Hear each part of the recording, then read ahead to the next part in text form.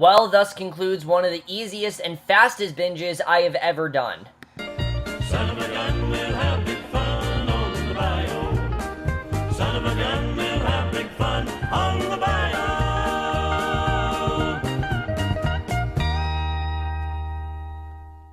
Hey guys, it's Cameron for the season of One Mississippi. Yes, I actually did finish the first season. I know I said that it took me a very short amount of time to finish, and I got very close to finishing it yesterday. I was going to, but I'm like, no, I want to watch Fear the Walking Dead and Son of Zorn, so I watched those. But then I watched the last 2 episodes today, and I finally did finish this season. And as you guys know, I really did love the first episode. I thought it was a very well done premiere. I really did love where things set up. But I have to say, after that first episode, the show just kept getting deeper and deeper, and I think it got better and better as it went on. Season 1, I loved this season. I thought this was a fantastic season. I thought it totally benefited from its shorter amount of episodes, and that's one of the things that made it so good, and I really did love the way this was done. It just, it's a great show that deals with things like tragedy and grief and unresolved feelings and moving on and change, and I think it handled a lot of that stuff very, very well here.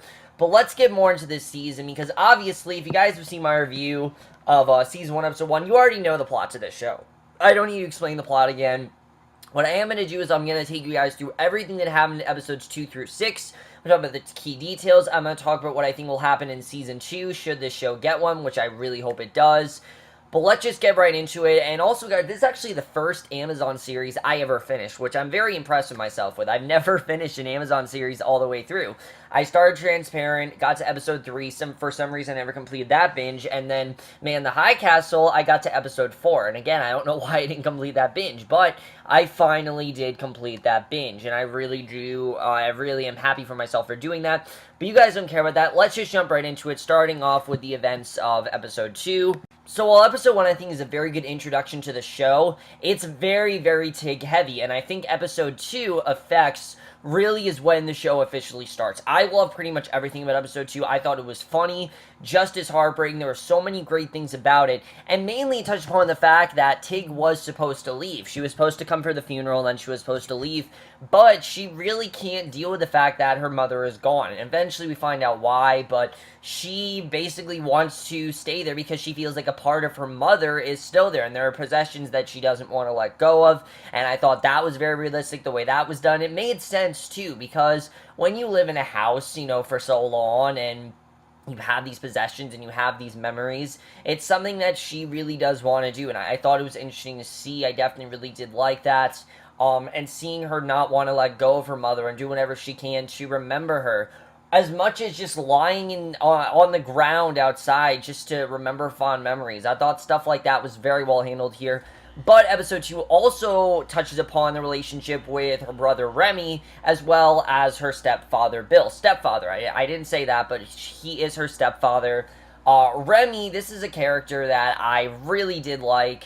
Someone that hasn't seen Tig in a while, doesn't seem to have much direction in his life. He's done a Civil War reenactment, and that's really all he does. He goes to these Civil War reenactments, he, participates in them, but like I said, other than that, he doesn't really have much direction in his life, and I like the way that Tig and Remy bonded very quickly. I like the bonding between these two, and I thought their storyline was fine, but the more interesting storyline is Tig and Bill, because there are a ton, and I mean a ton, of unresolved feelings between these two.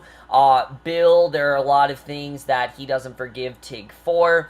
There are a lot of things that he blames her for, and he also can't really deal with, Caroline's death. He can't really move past it, and you can see that Tig is someone who really needs someone like Bill in her life, but he's not really willing to be that father figure. He kind of just wants her to do things for herself. He hasn't seen her in so long, now suddenly she's returned, and you can tell he doesn't really want to give her any satisfaction. It honestly is kind of realistic the way that was done. And it wasn't in the sense where you hate Bill. You don't hate Bill. You understand why he feels this way. This is someone who he can't really call his daughter because he hasn't seen her most of his life. She's been gone for a long time, and suddenly she's returned, when her mother has died, and he very casually told her she was going to die and everything. So the relation between these two is not great. But something about John Rothman that I think he does a great job with is that we really do see that, that he himself also is very hurt, and he has a lot of unresolved feelings towards Caroline, and I thought there was something they handled very well there. But anyway, that's pretty much what happens in episode 2. Not a ton to talk about in terms of episode 2. Episode 3 is really when things get really big. They have this cat, I think his name was Bonkers, if I believe. I can't remember what the cat's name was, but the cat ends up getting loose, and immediately Bill blames Tig. He feels that this is Tig's way of getting even, and that Tig wants nothing to do with the cat, and that she's doing whatever she can to get out of there, and he feels that the only way she's going to do that is to get rid of this cat. And obviously, Tig's trying to tell him, look, I had nothing to do with this, I didn't replace the cat, you need to understand that. And I thought that was a very interesting storyline, because now we have a genuine reason for Bill to be upset at Tig, obviously because of the cat. Now, there's more to it. We'll get into that a little bit later. But, yeah, the cat goes missing and everything, so that's obviously not great, we find out. And, the big revelation in this episode is that Tig meets up with her biological father. Her biological father, Mick. He leads the search party, and with Mick is where she finds a very surprising revelation. That's something I really did love about this episode, is that she starts to realize there are a lot of things she didn't know about Caroline. Even though she loved Caroline, Caroline was, everything to her, and, was the person that accepted her the most. There was something she didn't know, a deep, dark secret she's been keeping from her, and that is that Mick and Caroline had a child when Caroline was 17, and this child is now estranged, and basically, she never told anyone about it. Tig feels that Bill never knows, and it's a big revelation, but again, it's something that Tig just kind of has to deal with. She can't get upset at her mom because her mom's dead, and I thought it was a very interesting reveal, the way that was done, and it definitely does make sense. Obviously, Bill and Tig are not on the best of terms, and you kind of do see why, and I thought that was a very interesting scene. I really did love that overall, and it really did add to a lot of this episode, because this is when Tig really starts to wonder, is her mother as trustworthy as she thought she was? Her mother was someone that she very much admired, but now realizing this secret, she's starting to think, is her mother really as good as she thought? And I thought that was a very interesting thing that we saw. I definitely really did enjoy that overall. But the other big reveal that we find out, which is extremely tragic, but totally makes sense as to why her mother was so close to Tig, is that we find out that Tig's grandfather frequently visited the house, and not only did he frequently visit the house, in that time when he was with Tig, he sexually molested her, and this is something that Tig had to deal with for a long time. She never told anyone about it. She kept that secret in, and it was a very shocking reveal, but I felt like they handled it in a very mature and realistic way, because it's not just a big, holy shit, she was molested. It's more of, this is something that she has to deal with, and that Bill clearly isn't bringing up, and it's something that is very unresolved. She's never really talked about it with him, and it's not really something that she wants to come up, but I like that she's telling him that, look, hey, I have issues too. I've had things in my life, and I'm not the only one that's dealing with shit, and you need to, you're not the only ones dealing with shit, and I thought that was very interesting to see. I really did like that overall. But like I said, she brings this up very casually. We get a lot more into it in episode 5, which I'll get into. But the other big part of this episode is meeting the character of Kate, and I really love this character. First of all, Kate is played by Tig Notaro's actual real-life girlfriend. I can't think of her name right now, but she was fantastic on the show. Kate is someone who is a huge fan of Tig's radio show, which in the show she has a radio show. I don't know if Tig has a radio show in real life, but she does in the show, and she wants to basically help her continue it, because of course she's not in LA, she's in Mississippi, and I like the way that these two kind of jump-started this together. I thought it was actually a lot of fun to watch, and just, there's a lot of really nice scenes between them of, us seeing what inspires her, and Kate really feeling like she's talking to a celebrity. I thought it was a lot of fun. I really liked the scenes between Kate and Tig, and I also liked that Kate wasn't a lesbian. I thought that was interesting, because you'd think that because it's Tig's girlfriend in real life that they would make her a lesbian, but no, she's actually straight, and she finds Tig very funny, very insightful, and very relatable, and I think that's something that we definitely do see, is that Tig is someone that that. She takes problems that you have in your life and she somehow finds a way to make them funny. And that's something that Kate really does admire, and I thought that was very well done. Really enjoyed everything we got with that, and I definitely really love the way all of that was handled. But then so that's everything that happens in episode 3. I really loved episode 3 overall. Then we go to episode 4, which, again, another really great episode. Tig at this point is ready to go to LA. She feels that she's just not really enjoying Mississippi that much. It's not really doing much for her, and she needs to go back to LA. That's her home.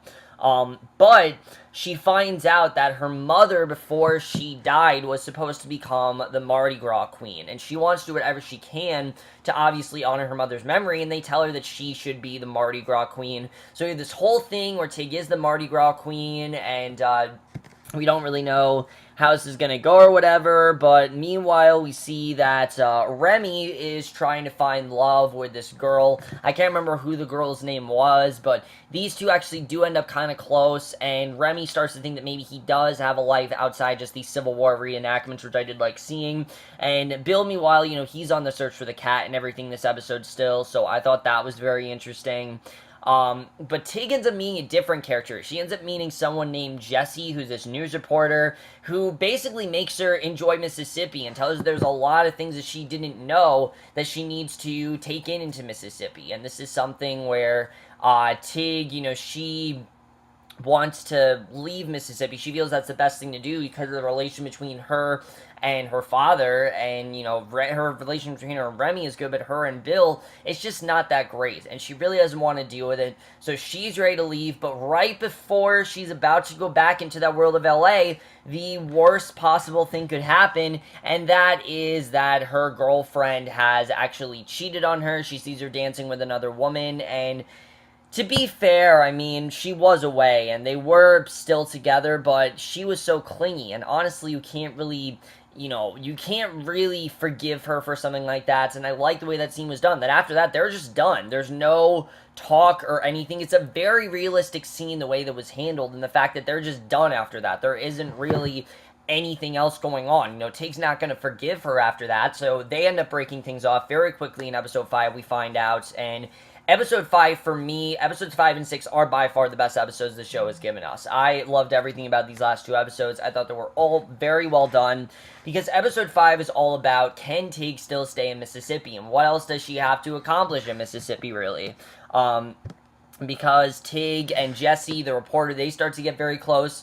Jesse, we realize, is a lesbian, and she actually takes a liking to Tig, who we know has been very shy about her illness. I mean, there's even a scene where she's kind of learned to embrace a little bit because her breasts have been completely cut off. Like, there's nothing there. But Jessie actually admires Tig for this. She actually thinks it's kind of attractive the way that's done. I saw this as she's happy that she puts herself out there, and she's happy that she's able to, be who she is and not let other people judge her. And I think that's really what Jessie liked about her. But there's this great scene where Tig says, what would happen if I did have tits? And I thought it was this really well done scene. Just really good stuff there overall. They, like I said, they bond very quickly. But the biggest stuff in this episode is with Bill, because Bill, before Tig leaves, wants to have this family dinner between him, Tig, and Remy, and Tig, of course, ends up fucking it up. Remy does pursue this female member of the Civil War reenactment club, which they do get kind of close, which I thought was well done. And I like the way that was done.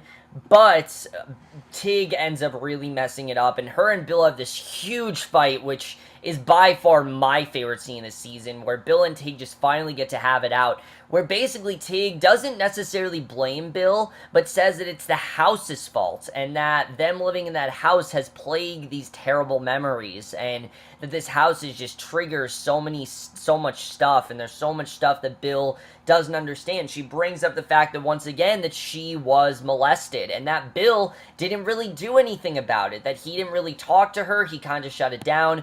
But I do like Bill's response, and that she really didn't do anything. She didn't want to talk about it, and it's something that they didn't really bring up a ton. And it makes sense why, obviously, because, she was someone that did respect her grandfather, and she didn't want to, make everyone upset. But we do see in a flashback that Tig did eventually tell her mother what was going on. Her mother thought that she was lying, but realized, but then when getting a phone call from her friend, realized that she was actually molested, and this has kind of made the relation between Bill and Tig very, very, scarce, because her mother's been there for her.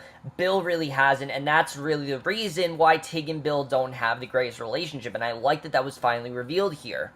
So at this point, Tig is just ready to leave. She feels that, there's really no getting through to Bill, that Bill, even though he's trying to understand, he just isn't really good for her, and that she needs to leave, and, basically, she ends up going back to LA, where she listens to this singer, and that's basically how episode 5 ends, and I'll get to the finale in a little bit, but that's really everything to talk about when it comes to the episodes, and I think all the episodes are very well done. Definitely really enjoy them overall. Get to the finale, like I said, very quickly. Just let me talk about some other things first. I definitely do want to touch upon something that I really did love about the show is the tone of the show. It's very consistent in the fact that the comedy is here, but it's very dark and subtle comedy. I definitely realized that throughout the whole show, that it's not really comedy that's in your face. It's more of, you actually have to think of what they're saying and listen to what Tig is saying, because a lot of it's very sarcastic stuff.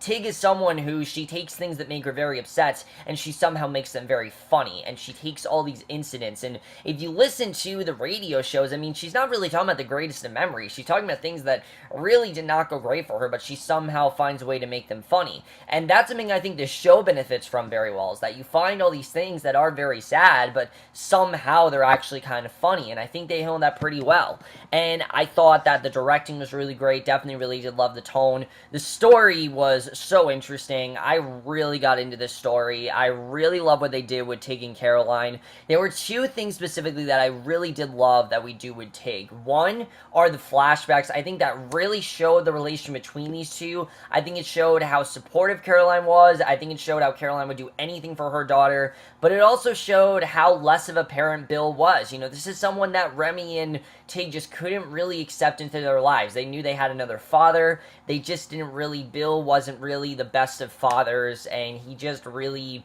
was just very protective and had his own way of doing things, and because their ways of life clashed with his, they just never really got along in the same way that Caroline, Bill, and Remy did. Caroline, Tig, and Remy did, which I thought was very interesting to see.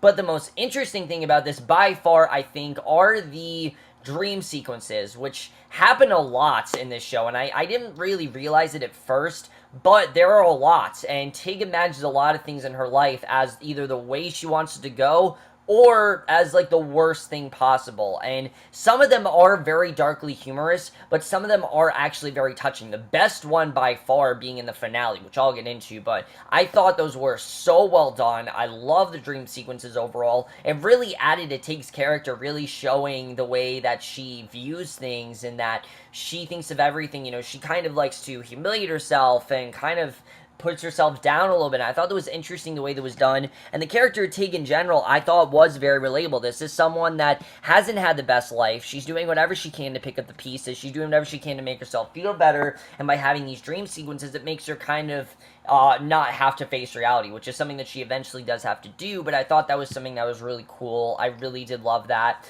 The writing was so interesting. I thought every episode really was great. I love the writing overall, and I think Tig Notaro, like I said, she really, I think, does deserve an Emmy here. She really did an incredible job this entire season. John Rothman as well. I want those two to get nominations. I think they both did an incredible job, and I love what we saw from both of them. They were both fantastic in the show. Not that Remy wasn't, but here's my only complaints with this season, and it's very minor. It's not a huge complaint.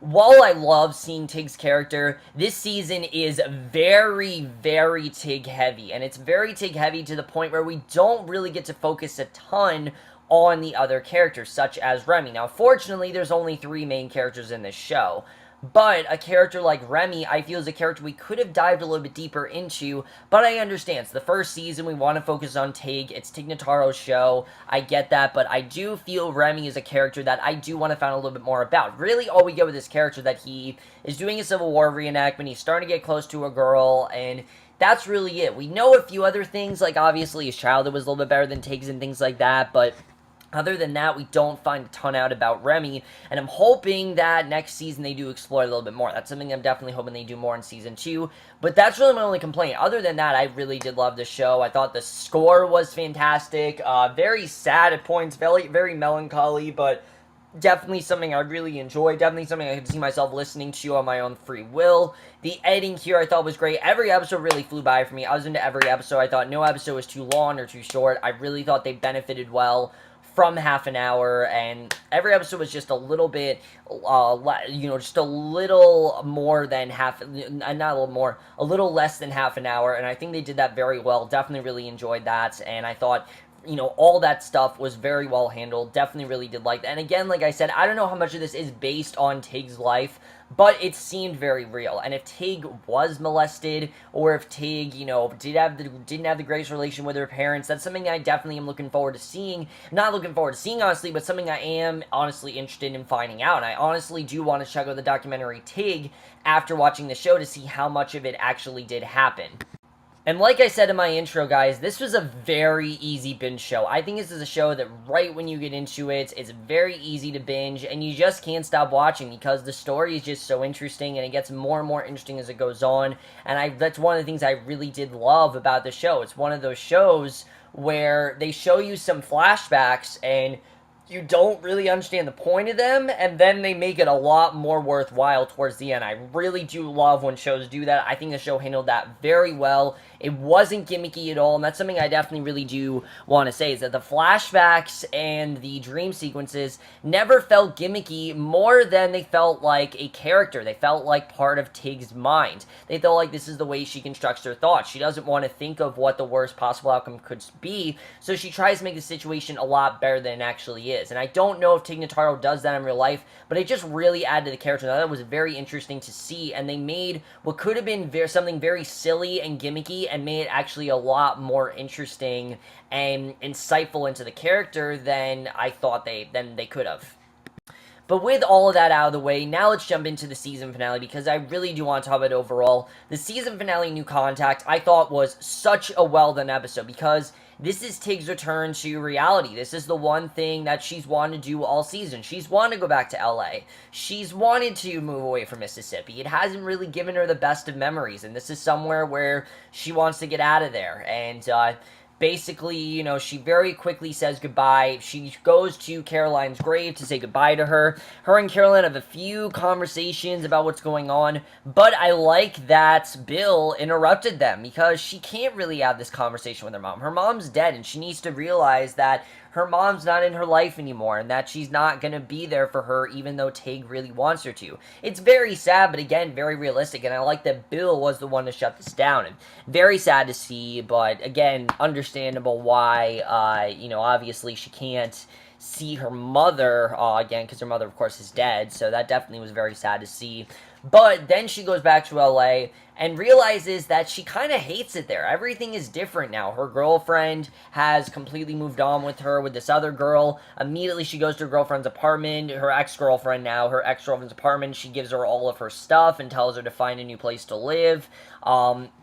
She ends up bonding with this guy who clearly does have feelings for her, and I don't know if they dated in the past or if something happened between them before, but either way, that doesn't really end up going the best, because he kind of, it doesn't really end up working the way that she wants it to.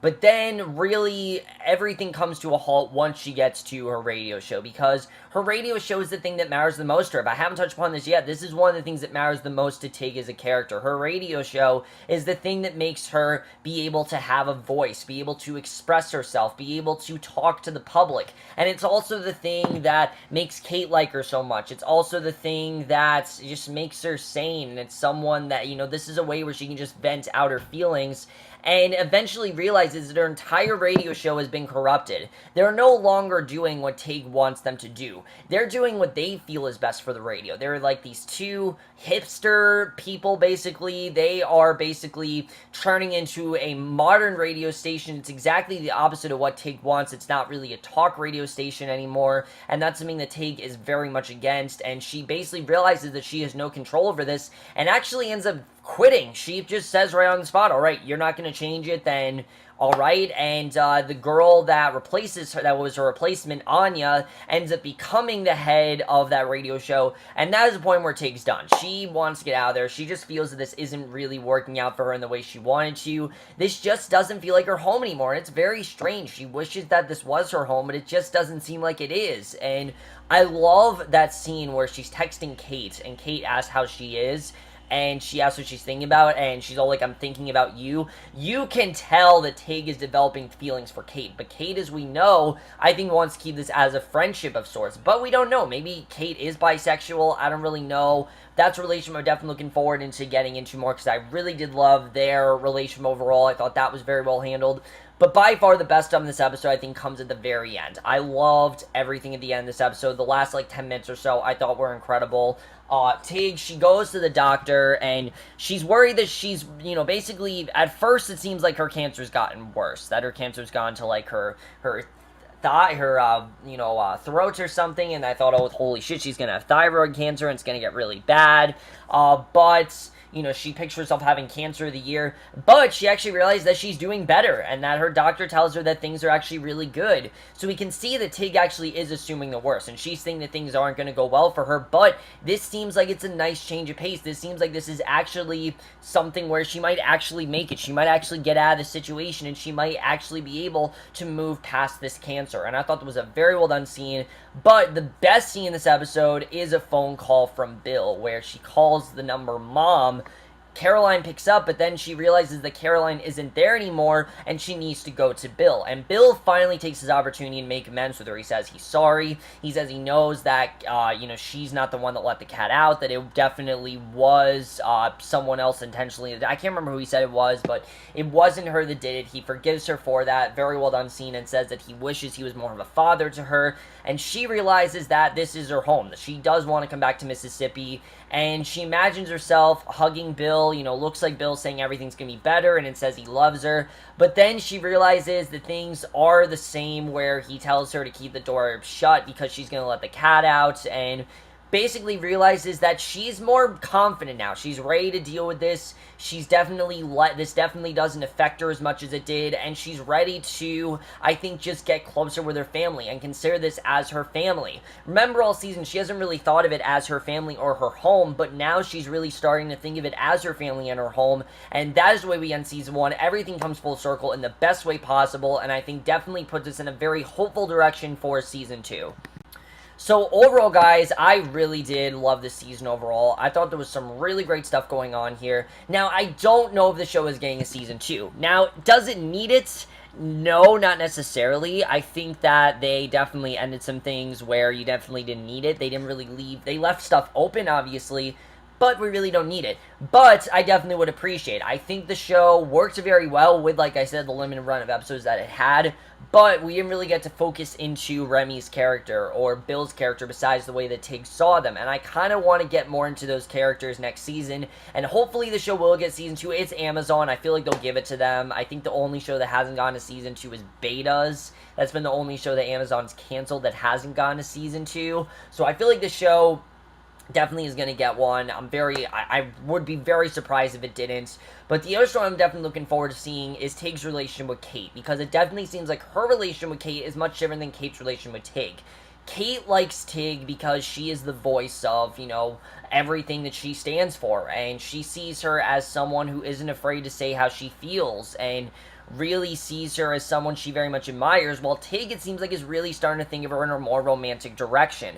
But the question is, does Kate feel the same? That storyline I'm definitely looking forward to seeing more of. And also her and Bill. Obviously, her and Bill definitely seems like she wants to patch things up with him. It seems like they're on the right track, but Bill is always going to be Bill, and it's not going to be as easy as she thinks. I like that Bill actually didn't say he loves her, that was all in her imagination. That's what she hopes happens, but it's just not happening yet, and I'm hoping that does happen. We'll have to see how that all goes. I thought that was definitely very well handled. But overall, guys, I really did love the season overall. I thought it was very well handled.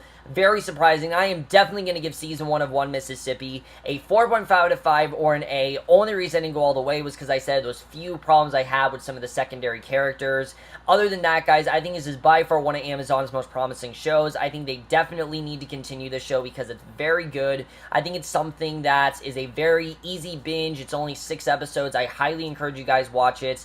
Maybe you'll be a little bit turned off by some of the subject matter, but I think once you stick with it and once you see what the show is like, it's a show that you really can't stop watching. It's very addicting, and I think most likely will be your next binge show. I definitely think that you should check it out. It definitely should be something to be on the radar for, and it's something that not a lot of people are talking about, and I really hope that a lot of people watch it because I think it's a very good binge show, but also a very good show in general. I'm definitely looking forward and hoping to explore more of. But that's my review. Hope you guys enjoyed. Let me know what you guys thought of the season overall. I can imagine that if you guys watched my review last night, you've already finished the season because it takes a very short amount of time to finish it. I think once, like I said, you get into it, it's very quick. It's only 6 episodes, so I think you'll finish it very quickly. But that's my review. Hope you all enjoyed. Let me know what you guys thought of this episode, the season overall. What are your predictions for Season 2? Did you like this season? Did you not like this season? And I will see you guys in my next video, which will be for the season of American Horror Story Hotel. Yes, I actually am going to continue that. I know that I stopped watching that last year, but I am actually binging it in time for the premiere on Wednesday, and I will see you guys for that. Okay, bye.